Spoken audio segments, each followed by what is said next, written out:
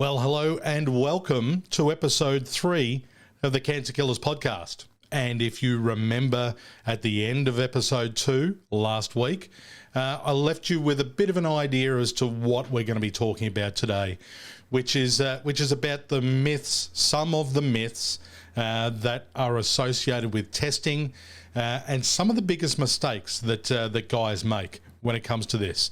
Now, before we hit the intro, he's being a little bit shy at the moment, but we may be graced with the presence of my cat, JB. So we'll see how he goes. I know he likes to make a bit of an entrance, so we'll see what happens there.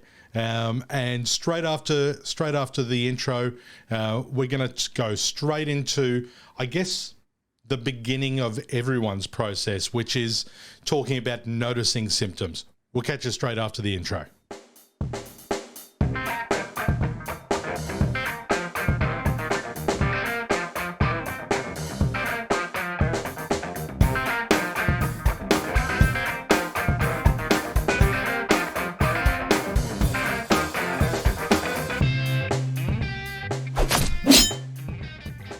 Okie dokie, let's get right into this. So I wanted to start at the place where I guess everything kind of starts, which is noticing symptoms.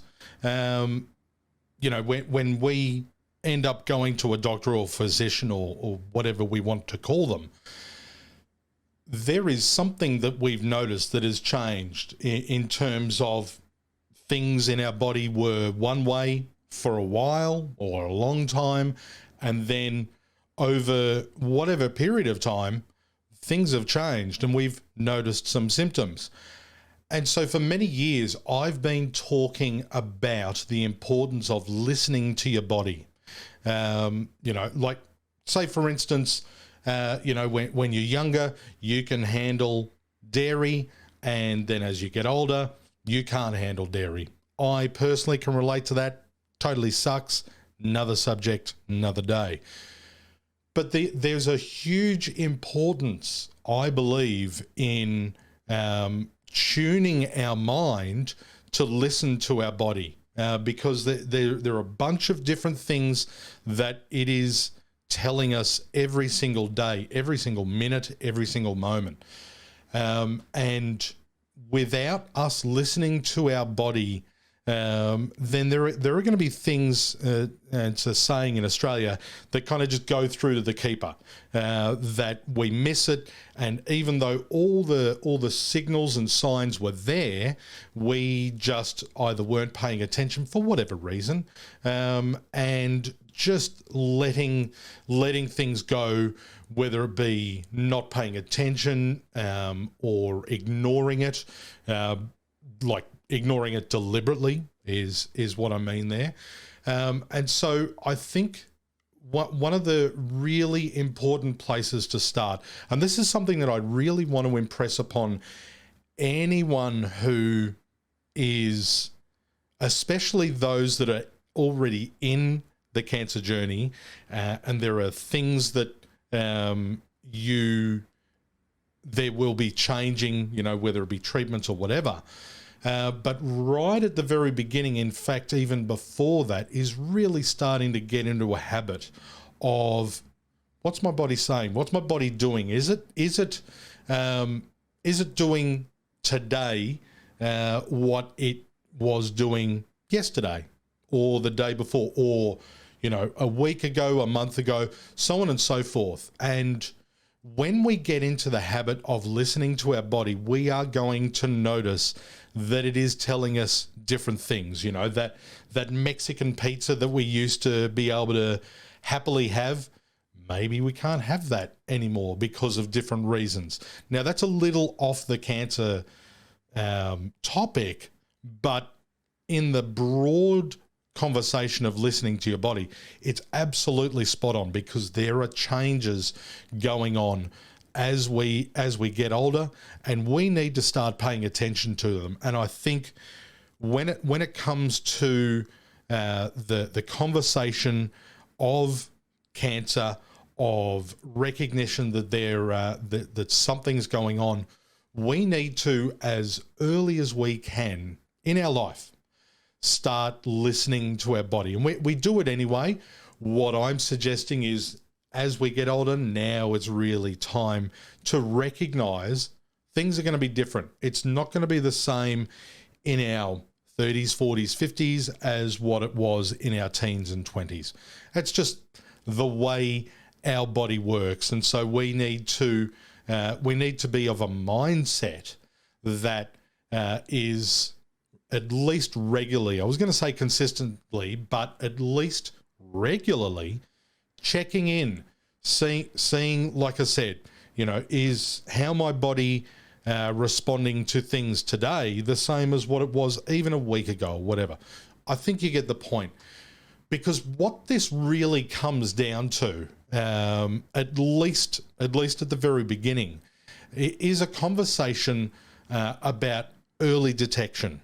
Because, and I brushed on this last week, I believe I brushed on this last week when I talked about, and I know that I was, fumbling around, early detection is this, that, and the other, but it's along the lines of prevention is better than cure. Now, we've all heard that phrase before. We know what it means, and it is directly linked with listening to your body, because the more we're listening and paying attention to these little nuances that may or may not be going on, then we give ourselves the best chance, the fighting chance, for if it does turn out that we do have cancer, that we're catching that kind of thing, we're catching that thing as early as possible, because that's just going to make the process a hell of a lot easier. We've just got to remember as we get older. So, as you know, I'm 45, and as much as up here thinks that he's still 17 or 18 in certain circumstances, I'm not as young as I used to be. And for all of us, we are going to be at a point every single day where, I'm not as young as I used to be. And so when we're paying attention, when we're listening to our body, it's not just the mindset, but also the things that we used to do. Our body is sometimes going to give us a few more no's than yeses, and we've got to pay attention to what those no's are that used to be yeses, if that makes sense. I trust that does make sense. Because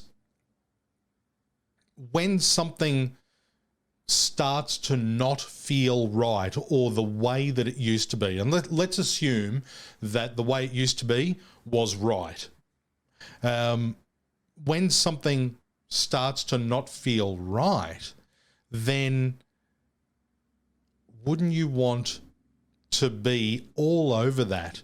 So, like, within the shortest period of time, to be able to go, hang on, that's a little different, or that's uncomfortable, or whatever it might be. I know for myself. Let's go with a direct example. So for me, with this process, with my cancer journey, I was in a place where and it was a little difficult. It was a little challenging for me to diagnose initially, because for me the biggest symptom was the waterworks weren't going as freely flowing as they used to. Now, the fake out for me, or the element for me that caused me to pause and wonder what was going on, was that I've always had stage fright. There you go, bit of personal info. Always had stage fright when it came to the waterworks. Let's not get graphic. When it came to the waterworks, a little bit of stage fright. So for me, when it came to that listening to my body part that I'm talking about, that what I had to do there was kind of check in a bunch of different ways. Now, my body was giving me all the clues. In fact, if I was to look back, so my diagnosis was February 2021. But if I was to look at my first signs of when my body was saying, yeah, there's something not the same here. There's something different.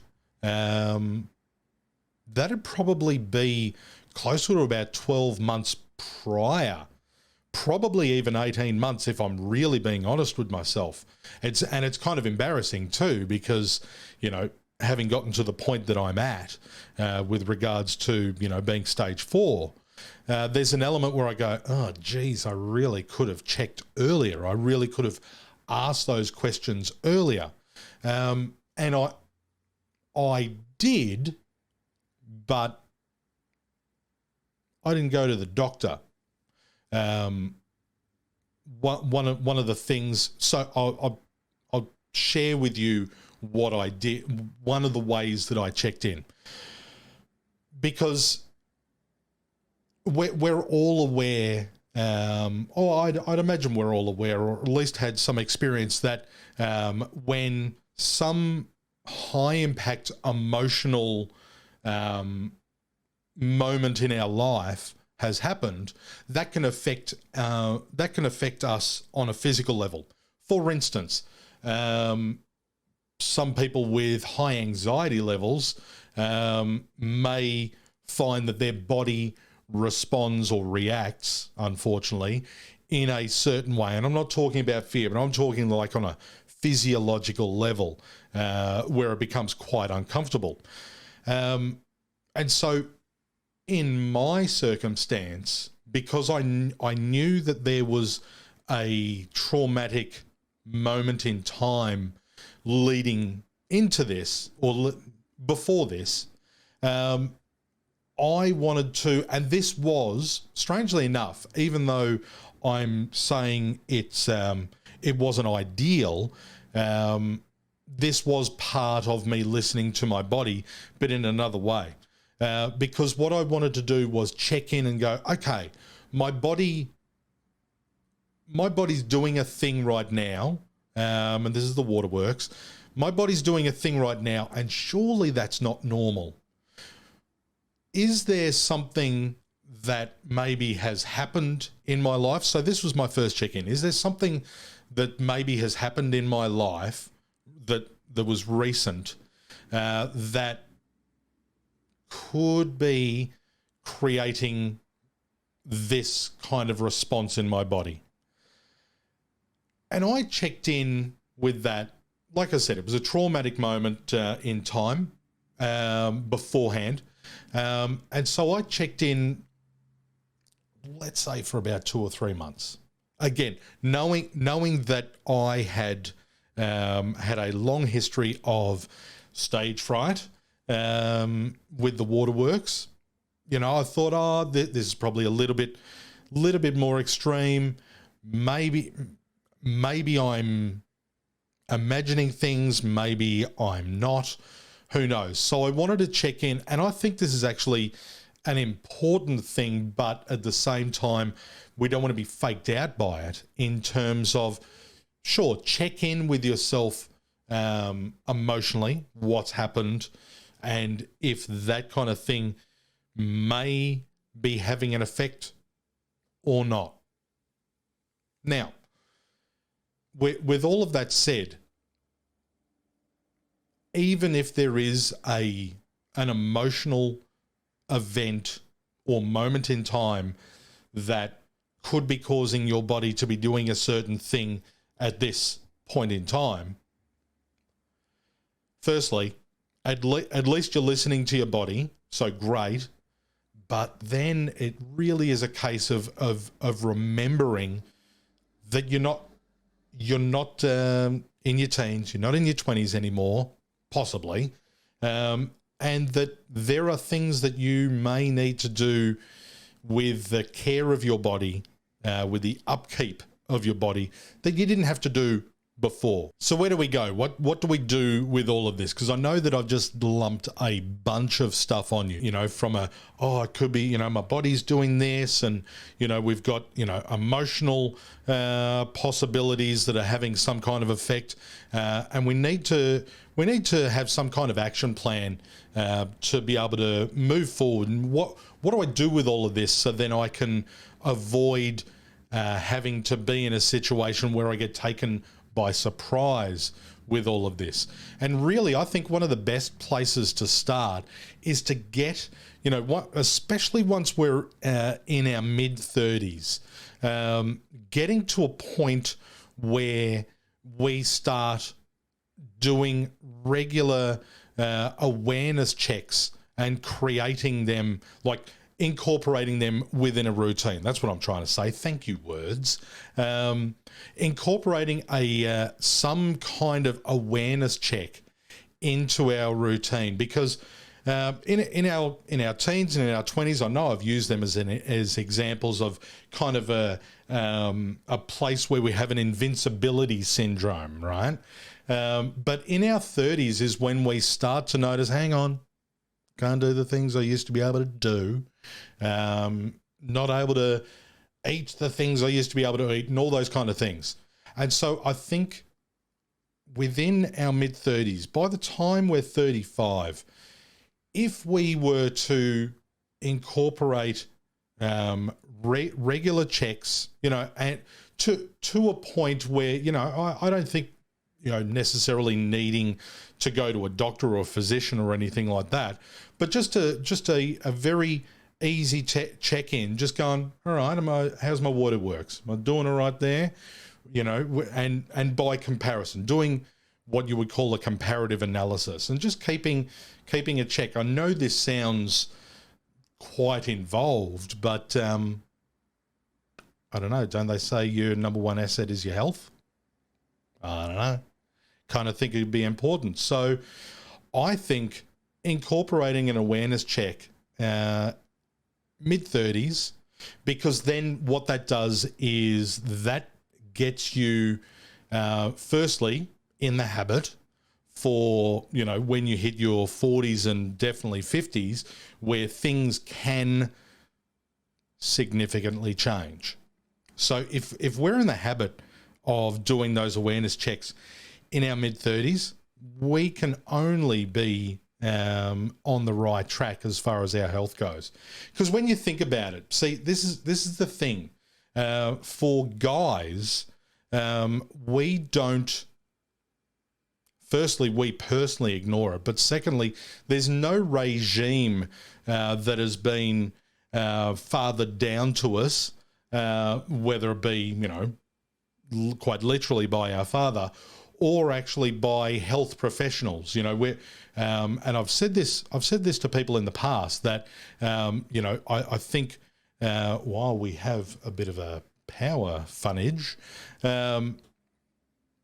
one of the areas where I think women have a great advantage, finally women having an advantage, is that the conversation about their health checks starts quite early on, and guys don't have that kind of conversation, which we need to, which we should, and that's kind of what I'm talking about here.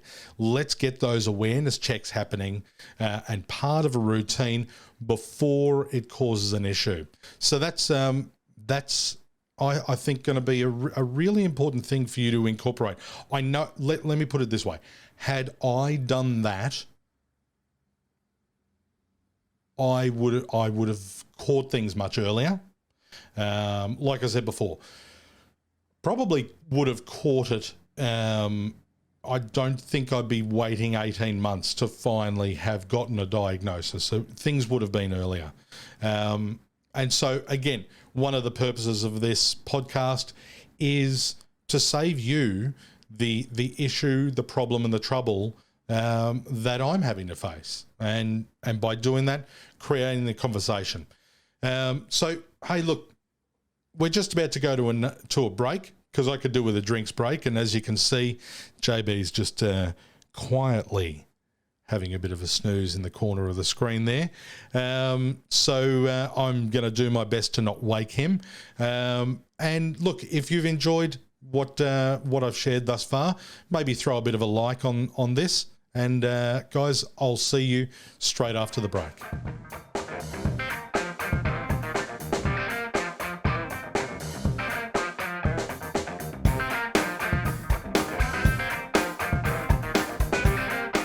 And welcome back from the break. I hope you enjoyed that.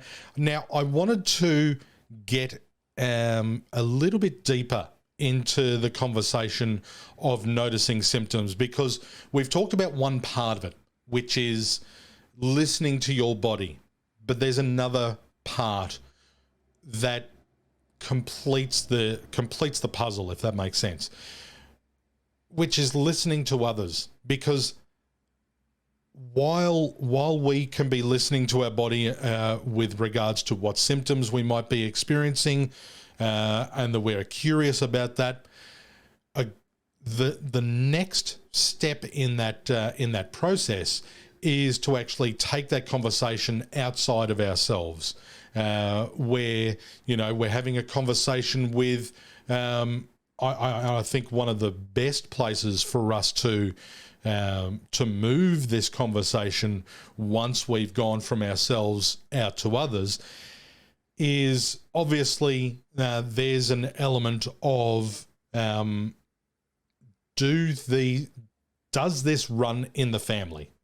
Whatever I'm experiencing right now, hey mum, or hey dad, or hey brother, uncle, granddad, grandma, I'm experiencing this thing. Is that something that you've experienced before? Is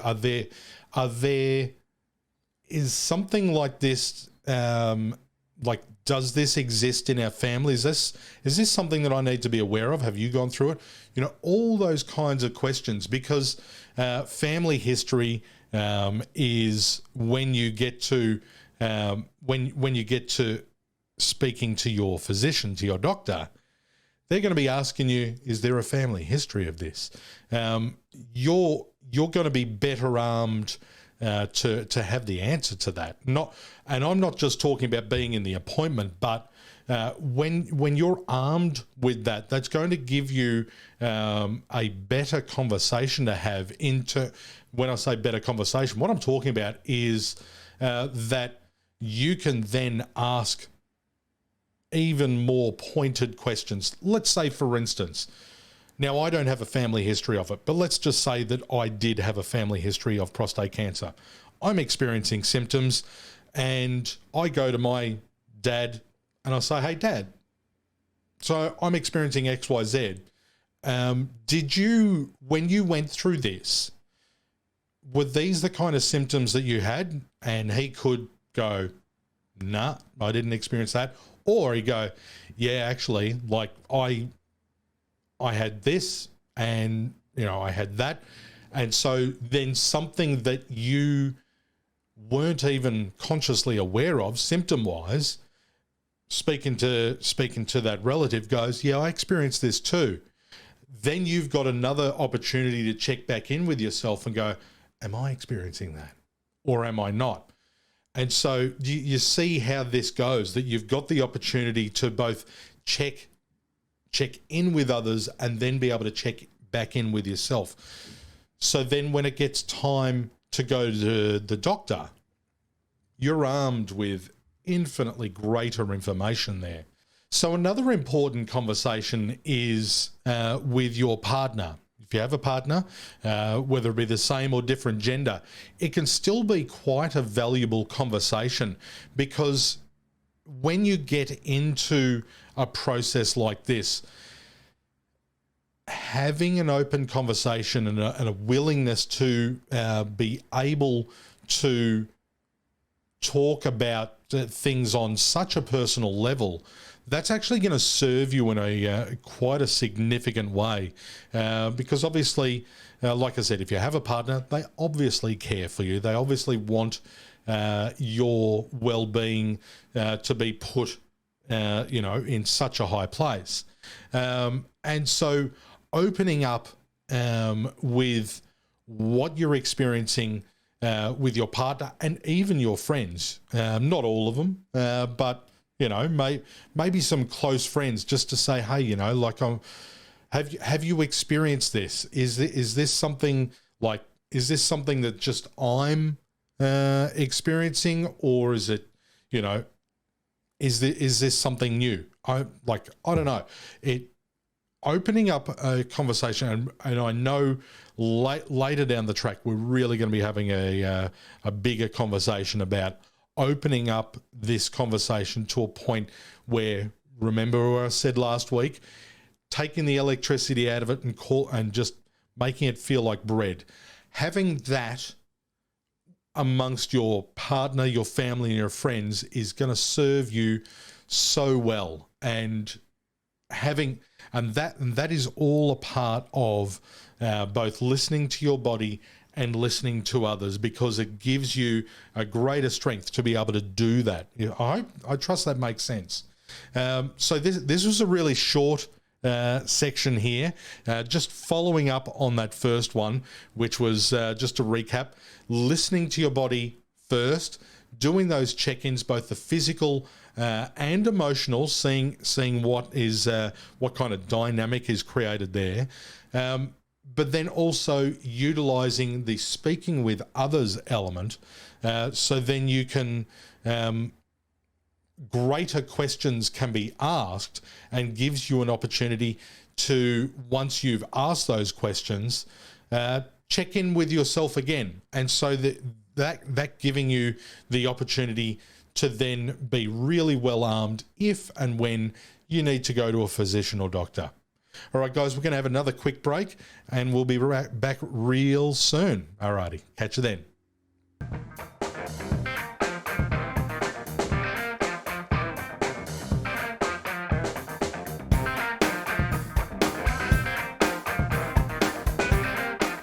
Hi guys, welcome back to the final segment. Now, obviously, you would have noticed in the very last segment, there's a bit of light flickering in the background. Don't worry, everything was safe. It was just another reminder, charge all your lights before you press record. Good one, me. Yay. All right, let's move on to the last bit. Oh, there's two bits that I want to cover, and then we are done for the day. So I'll leave news of my journey till the end, but obviously I mentioned right at the very beginning that I wanted to talk about the myths around getting prostate tested, and mindset and everything like that. So obviously I've definitely alluded to this before in the past, that so many guys are under the impression that a prostate, when they go to get their prostate checked, examined, that it's a gloves on and needing a hug afterwards kind of affair. Nothing is further from the truth. Nothing could be further from the truth. Now, I'm not saying that that's not part of the process down the track, but they're not gonna start there. It's like I've said a million times before, and this bears repeating. I think it deserves repeating. There are two specific places that they start beforehand. The first is what's called a PSA blood test. Now, with this blood test, is it entirely 100% accurate? No, but what it does is it gives an indication of prostate health, and how well it is functioning. So is it a perfect test? No, but what it does, it'll give you an idea. Yeah, is it working all right? Is it not? That's at least the first place to start. After that, then there are generally two options. It could be, and this was what it was for me, although it was the ultrasound for me first before it was the blood test. So there is the ultrasound, which is a very, very easy non-invasive process where they just below the belly button, they're just checking size of kidneys and size of the prostate and the bladder. They're able to measure within a degree of like millimeters what it should be and what it is. So they're able to do that in a non-invasive way. The other option, which I just learned the other day, obviously I've had plenty of these since then, but right at the start of the process, if they don't do an ultrasound, they might want to do an MRI, which also is an extremely precise procedure. Again, non-invasive. And so now sitting in front of the what they call a digital rectal exam, which is gloves on, before that's even thought about, before anyone even goes there, we've now got, and this is why science is awesome, we've now got a blood test, which has a, like I said, creates a picture, so to speak. Then we have either an ultrasound or an MRI, which quite literally creates a picture.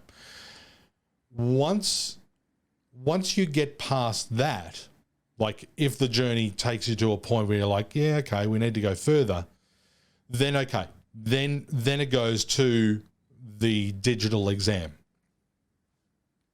By that point, and this is the thing that gets me, that drives me crazy, and that guys have just got it all wrong, is that by that point, you're like, all right, docs, do what you got to do. I'm all G. Let's, I don't like it, I don't love it, but do what you got to do. And that's the digital exam. The biggest mistake that we make, other than not knowing that process, and that's not a mistake, that's just as a result of not enough awareness being given to us. But the biggest mistake that we make with thinking that the digital exam is first is that there's it's got anything to do with manliness or losing it or anything like that. These two things are just not related. I can tell you, and I'm not going to get too graphic at all, but when it came to a point for me for those examinations to happen, I can tell you, your mind kind of just leaves for a second and just go, to a point where you just go, all right, doc, just do what you got to do. I'm here, but I'm not here, whatevs. And I got to say, the other thing is, the doctor doesn't care. Like, whatever's going on in your body, they're just focused on your healthcare. The only person that cares in that moment is you. And by that point, you don't care. You're just like, doc, do what you got to do. Let's just get on with this. Shall we just get on with this? Right, cool. Let's dance. This last one actually really, really annoys me, and I've heard people say this in the past to a point where I verbally clobbered them over the head, where they've said, "Oh, I'd rather just not know." So just because of the fear of that gloves on moment, they're like, yeah, no, I'd rather not. I'll go through the pain of this process. Here's what they don't realize. So let's just say that was an ideal strategy. Here's what they don't realize. That process is going to happen anyway. That once they're further down the track and, when the shit really has hit the fan. That's why I paused. I was like, I can say that. When the shit's hit the fan, that gloves on moment is happening anyway. So all this bullshit about, you know, oh, I don't want to do that because of this process and all that. Dude, if you got it, it's going to happen anyway. You might as well go through the process. And like I said, because it starts with a blood test or an ultrasound or an MRI, if nothing's wrong, you got nothing to worry about. So deal with it. I know I got a little bit worked up there because it really annoys me. All right. So, guys, seriously, that test ain't got nothing to do with your manliness. All right. It's as simple as that. Rant over. Yay. All right. Now, just lastly, just moving into as we go to close this up. Obviously, last week I mentioned that I was going in for my first chemotherapy session. As you can see, kind of doing all right. Now, I know that not everyone travels through chemo easily. And I'm not saying that I will. All I'm noticing is that my very first one was fairly easy. Now, the doctors did say, yeah, your first one's going to be easier because they pumped me full of steroids and everything like that. And they also said your sleep is going to be heavily affected tonight because we've pumped you full of steroids. And I'm like, you know, since I've been on the hormone therapy, my sleep's screwed anyway. They've gone, oh no, you don't know what you're talking about. I'm like, yeah, whatever's okay. I didn't get to sleep until 7 a.m. the next morning. So nurses and doctors, 1, me, 0. But, you know, with all of that said, I was able to go to work the next day. I don't know, I felt fine.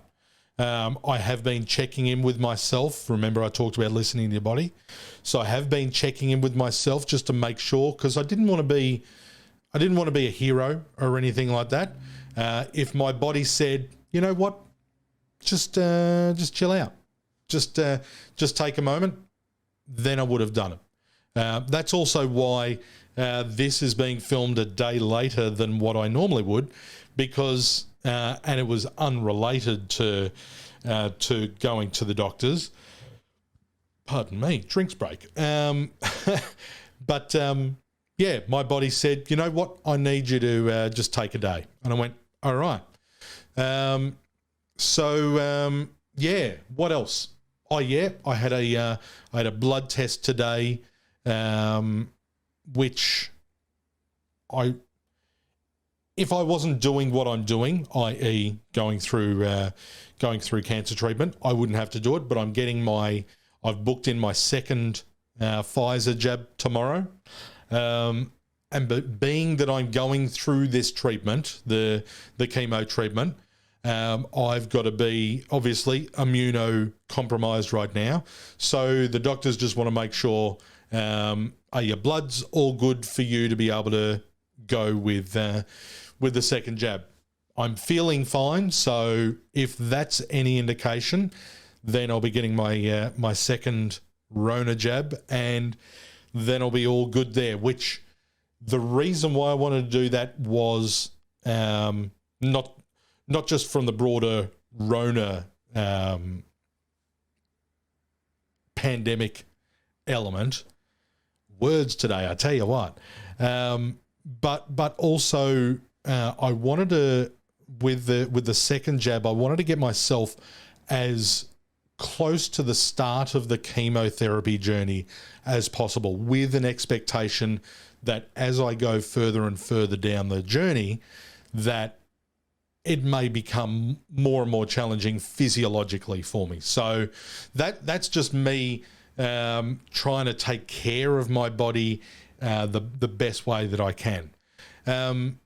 And other than that, I expect to be able to get the jab tomorrow, and we'll be all good. All right, guys, that is it for today's podcast episode. Thanks for tuning in. I really appreciate it. I don't think we entertained JB anywhere near enough. So, maybe next time, maybe we'll inspire him to come and say hi.